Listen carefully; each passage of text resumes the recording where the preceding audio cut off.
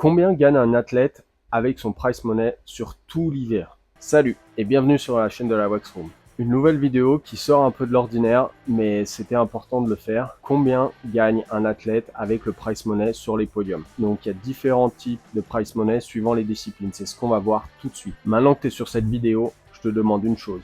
C'est de cliquer sur ce petit logo La Wax Room, de t'abonner, de mettre un like. Ça va aider la chaîne à monter dans le référencement. Donc vas-y, abonne-toi, like et même commente si tu en as envie. Alors comme je disais, bien évidemment, je vais parler que du prize money que les athlètes vont faire dans la saison d'hiver. Et pas de leurs contrats qu'ils ont à côté, qui peuvent être avec les marques, avec un véhicule ou autre, ou les marques des entreprises qui représentent. Donc tous les chiffres que je vais donner, c'est pour la saison 2023-2024. Tu peux le retrouver sur le site de la FIS que je te mets en description. Donc bien évidemment, on va commencer par le snowboard cross parce que c'est la discipline où je travaille et c'est le but de la chaîne. Donc on va commencer par les femmes. En numéro 1, on a Charlotte Banks avec un total de 81 750 francs suisses. En deuxième position, et celle qui a gagné le Globe de Cristal cette année, Chloé Trespeuch, avec un total de 68 100 francs suisses. À la troisième position, on retrouve Miki Mioli avec un total de 53 175 francs suisses. À savoir que dans le snowboard cross, le prize money est le même sur toutes les étapes de la Coupe du Monde. Pour la victoire, c'est 13 500 francs suisses. Pour la seconde place, 7 200 francs suisses. Et pour la troisième place, 3 750 francs suisses. Donc il faut savoir que les prize money ont évolué dans le snowboard cross en 2021. Pour une victoire, était entre 8 900 francs suisses et 11 500 francs suisses. On a eu une belle évolution en 3 ans sur les étapes de la Coupe du Monde. Et ça fait plaisir parce que ça donne un peu plus de valeur au sport et pour les athlètes aussi. Mais passons tout de suite au top 3 des hommes, snowboard cross, c'est parti. À la première place est le gagnant du Globe de Cristal cette année, Elliot Grondin, qui rafle quasiment tous les podiums et qui remporte la somme de 113 750 francs suisses. Énorme, c'est un des plus gros prize money cumulés de tous les temps sur le snowboard cross. À la deuxième place, on retrouve Alessandro Amerlet avec un prize money de 52 875 francs suisses. Et à la troisième place, on retrouve Cameron Bolton avec un prize money de 33 075 francs suisses. Donc dans le snowboard cross, on donne un prize money de la première à la 10e place, que ce soit chez les hommes ou chez les femmes. Le 10e, homme ou femme, reçoit 450 francs suisses. C'est pas négligeable. Mais c'est pas comme dans le ski alpin où on va voir un peu plus tard que le prize money s'étend bien plus loin qu'à la 10e place. Mais reste bien jusqu'à la fin de la vidéo, ça arrive. Que ça soit dans le snowboard cross, freestyle ou alpin, le prize money est quasiment le même sur toutes les étapes et sur tous les podiums. De la première à la troisième place, le prize money est le même. Mais regardons un peu plus ce qui se passe dans le ski. Et on va commencer par le ski freestyle. Chez les femmes, on a Mathilde Grimaud qui a remporté le Globe de Cristal cette année et elle remporte un prize money de 92 025 francs suisses. Ensuite, on a Eileen Allen, la chinoise, qui arrive à la deuxième place avec un total de 68 100 francs suisses. Et à la troisième place, notre petite française Tess Le 2, qui remporte un prize money de 49 650 francs suisses. Chez les hommes, on a Alex Pereira avec un prize money de 67 500 francs suisses, Alexander Hall avec 50 700 francs suisses et à la troisième place, Marc Foréand avec un prize money de 40 950. Comme vous pouvez voir, il y a quand même des différences, mais en sachant qu'il n'y a pas le même nombre d'étapes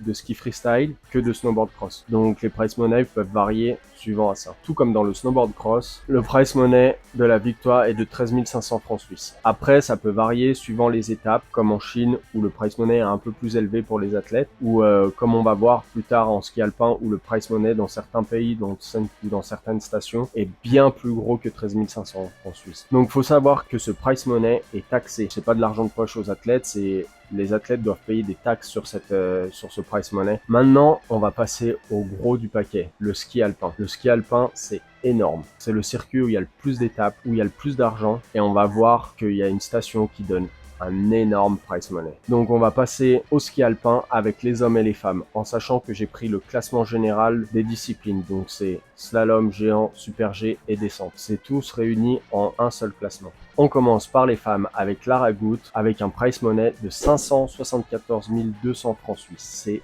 énorme. Ensuite, en deuxième position, on a l'américaine Michaela Schifrin avec un prize money de 557 000 francs suisses. Et à la troisième place, Federica Brignon, l'italienne, avec un prize money de 484 000 francs suisses. C'est énorme. Comparé aux autres disciplines, on a une différence de price money qui est énorme. Pourquoi? Parce que la première place pour une victoire en Coupe du Monde, c'est aux alentours de 47 000 francs suisses. C'est bien plus élevé, c'est 2 à 3 fois plus élevé que le snowboard ou le freestyle ou les autres disciplines. Mais surtout, il y a une station et un pays qui donne plus de prize money, c'est l'Autriche. Et surtout à Kitzbühel où le prize money est de 100 000 francs suisses. Mais c'est complètement mérité parce que à Kitzbühel, c'est une descente et c'est la descente la plus dingue à regarder et c'est la plus impressionnante à faire pour les athlètes. Il y a beaucoup de prises de risque, donc le prize money est très élevé. Mais quand tu gagnes Kitzbühel, tu as le respect de tous les athlètes. En ce qui concerne les hommes dans le ski alpin, à la première place et tenant du globe de cristal, on a Marco Odermatt avec 810 000 francs suisses. C'est énorme. À la deuxième place, on a un Frenchie, Cyprien Sarrazin, 365 000 francs suisses. Cyprien Sarrazin, il a raflé 2 fois Kitzbühel cette année et ils ont fait 2 descentes, donc 2 fois 100 000 euros tout de suite dans le prize money et dans la cagnotte. Ça pèse lourd. Et à la troisième place, on a Manuel Feller avec 317 050 francs suisses. Mais comme je vous disais tout à l'heure, dans le ski alpin, on récompense de la première à la 30e place. Pourquoi la 30e place? Parce que à la première manche, les 30 premiers sont qualifiés pour la deuxième manche. Ceux qui courent la deuxième manche ont un prize money. Mais bien sûr, il ne faut pas être disqualifié durant cette deuxième manche pour toucher ce prize money. Donc comme vous avez pu voir sur toutes les disciplines de l'hiver, mais entre le ski alpin et les autres disciplines, on a un écart qui est monstrueux au niveau des prize money. Comme j'ai pu le dire, il y a beaucoup plus d'étapes en ski alpin parce que si tu fais slalom géant, super G ou que tu fais la vitesse plus le géant, tu as beaucoup plus d'étapes dans l'hiver. Si tu fais que du slalom, c'est sûr que tu n'auras pas beaucoup plus d'étapes que certains athlètes qui vont chercher l'overall. Il faut savoir aussi que la couverture médiatique est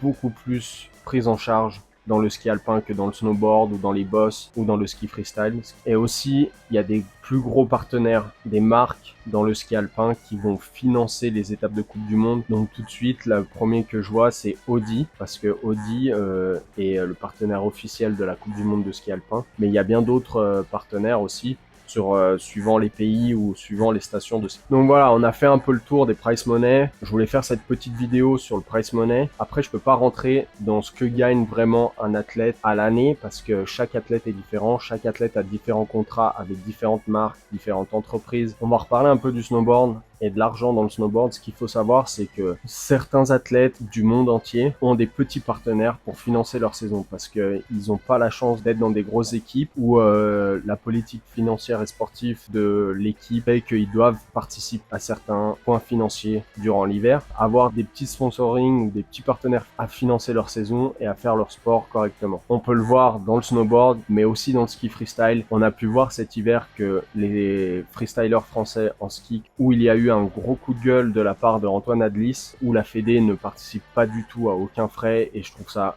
dommage de la part de la Fédération française de ne pas participer un peu plus sur le financement de leur saison, parce qu'ils doivent se tuer à la tâche pour trouver des partenaires financiers et tout, et c'est pas normal qu'un athlète de haut niveau paye des sommes astronomiques pour voyager et pour participer à des événements, et surtout dans le freestyle, parce que tout se passe aux États-Unis. Mais c'est encore une autre vidéo. Dites-moi en commentaire si vous voulez que je parle de ça. Peut-être que on arrivera à avoir l'avis de Tess et de Antoine. Ils ont déjà fait une vidéo sur Riding Zone que je vous mettrai en description, mais ça sera intéressant d'avoir aussi le coût d'une saison ou le coût d'une année sur le sport d'hiver, que ce soit en ski alpin ou en snowboard cross ou en ski. Mais dites-moi en commentaire si ça vous intéresserait d'avoir une vidéo là-dessus. La vidéo touche à sa fin. Je vous demande juste d'aller vous abonner à la chaîne. Vous êtes de plus en plus nombreux à vous abonner à la chaîne. Mettez un like, mettez un commentaire. On se donne rendez-vous très vite. Allez, ciao!